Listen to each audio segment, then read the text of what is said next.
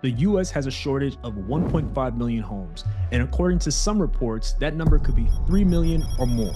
As of August 2024, we have 4 months of housing supply, which falls a bit short of the 5 to 6 months of housing supply that we need to have a balanced market. In this video, we're going to talk about how we got to this point and specific things we can do to increase housing supply. I'm also going to share the 10 cities with the worst housing shortages, so make sure you stay until the end so you can check that out. But first, I need you to hit that subscribe button. If you want to get better at real estate investing, you have to follow this channel. Also, make sure you go to the pinned comment of this video. There's a bunch of free resources that'll help you get started in real estate investing. One of the main reasons we have a housing shortage is because we haven't built enough housing since the Great Recession. Prior to the Great Recession, single-family home starts, which means when construction on the house began, reached a high of over 1.8 million in January 2006. Now, the problem at this time is that there were more homes being built than we actually needed. Add the loose mortgage regulations at that time and predatory lending, and it was a recipe for disaster. Now, what happened after that is something that I don't see a lot of people online talking about, and it's very important. By March 2009, when the Great Recession was almost over, single-family housing starts reached a low of 353,000. That's an 80% decrease. And unfortunately, we haven't gotten anywhere close to that peak we had before the Great Recession. And over the years, demand has continued to rise. The closest we've gotten is 1.2 million single family home starts in December 2020, and it still falls significantly short from the previous peak. It's honestly just been like a roller coaster since then. And as of July 2024, single family home starts sit at 851,000. That's not the craziest part though. Watch this. Average single family home starts per 1 million people remains steady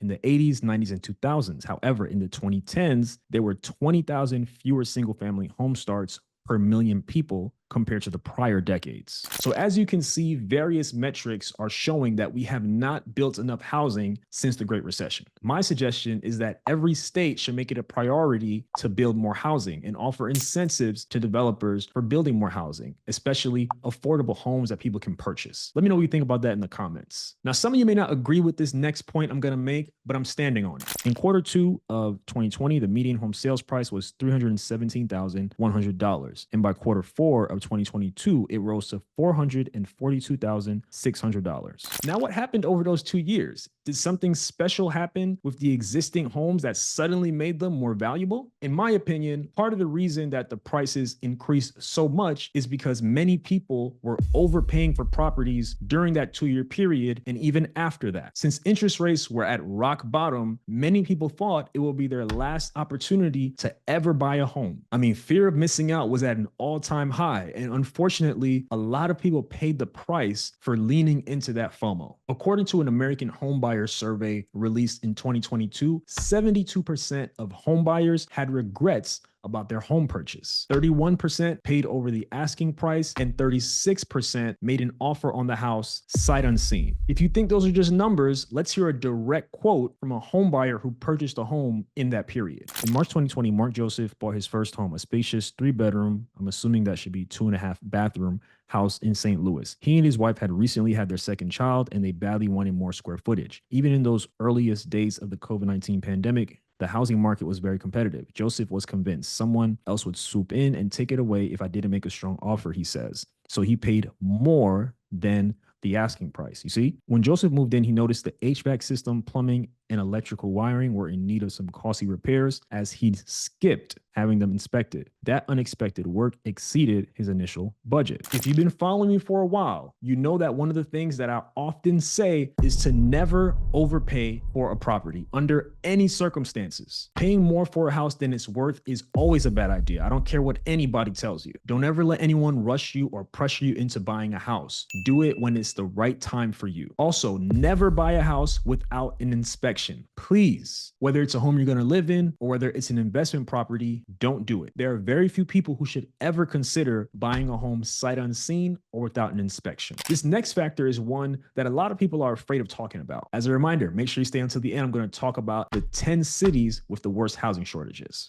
Zoning laws are a very important factor in what's happening right now. An example of how zoning laws work is that in one part of town, there will be single family homes allowed. In another part of town, there will be industrial buildings allowed. And in another part of town, there'll be apartment buildings. Unintentionally or intentionally, many critics say that the single family zoning laws that were put in place throughout the country and started in the early 1900s have negatively impacted housing right now and is a big reason why we have a shortage. Something else to keep in mind is that zoning laws look different in different cities. So take Houston, for example. Houston has no zoning, so it's not uncommon to see residential, commercial, industrial, etc., in very close proximity to one another. Not having such strict zoning also makes it a lot easier to build in places like that. You won't believe this next fact. 75% of the land that's zoned for housing in the US is for private single family homes as of 2019. According to CNN, in some suburbs, zoning laws make it illegal to build apartments in nearly all residential areas. Municipalities have also made minimum lot sizes bigger and added height requirements. This has had the effect of encouraging ever larger single family homes and limiting housing options like smaller houses. Now, best believe that residents in certain communities are fighting tooth and nail to keep zoning the same and to not allow additional density and additional building in their communities. Some of you might know them as NIMBYs or not in my backyard. Let me know if you agree with that. Should individuals in a community have the right to protest or be against additional development and density in their neighborhood? I want to know what you think. Let me know in the comments. Now, there is a bright side to this. Many state and local governments are rethinking zoning because of the housing crisis that we're in. Some of those changes taking place are eliminating single family zoning laws, legalizing accessory dwelling units, also known as ADUs, on single family zoned areas, and also legalizing duplexes, triplexes, and fourplexes. There are also other reforms to create more affordable housing near major public transit centers. Here are some cities that have reformed single family zoning laws over the years: Minneapolis, Minnesota; Arlington, Virginia; Gainesville, Florida; Charlotte, North Carolina; and Walla Walla, Washington. Walla Walla, that's an interesting name. I've never heard of that. Now, I want to highlight Minneapolis because, in my opinion, they're doing a really good job of this. Because of their land use reforms, there were over 21,000 units of housing permitted in Minneapolis from 2017 to 2012. 87% of those units were set to be in buildings that were 20 units or higher. So if you look at this chart titled Minneapolis's rent growth was much lower than Minnesota's. So here's one thing I want to look at. So right here, you see that 12% was the change in housing units in Minneapolis, and in Minnesota at large, it was 4%. The change in average rent was 1% over that 5-year period in Minneapolis, whereas in the remainder of Minnesota, the increase was 14%. Now, this was a really interesting statistic.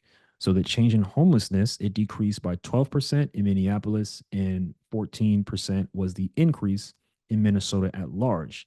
And I have to believe that the increase in supply helped to balance the prices out and everybody wins. Now, here are some states that have gotten rid of single family zoning altogether: Oregon, California, Washington, Montana, and Maine. I will say, though, there are cities individually that have pushed back on some of these single family zoning laws that have come down from the state level. My suggestion is that every state, every city should at least consider adjusting the zoning laws so that in certain areas there can be more density, there can be more units, and perhaps even some more houses built to balance out these rent prices. Maybe that'll help to balance out some of these home prices. Let me know what you think in the comments. Do you think that is a good solution for zoning? And do you have any other suggestions related to zoning? Now it's time to list the cities that have the worst housing shortages according to a Zillow report. So the first would be Boston, Massachusetts. The second is Sacramento, California.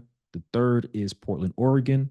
The fourth is San Diego, California. Then San Francisco, California, San Jose, California, a lot of California, y'all. Seattle, Washington, Minneapolis, Minnesota, Los Angeles, California, California once again. California actually has 5 on this list. And lastly, Austin, Texas. So now that you know why the US can't build enough homes, I want you to learn how to make money on Airbnb without renting or owning a property. You heard that right. Check out this video right here.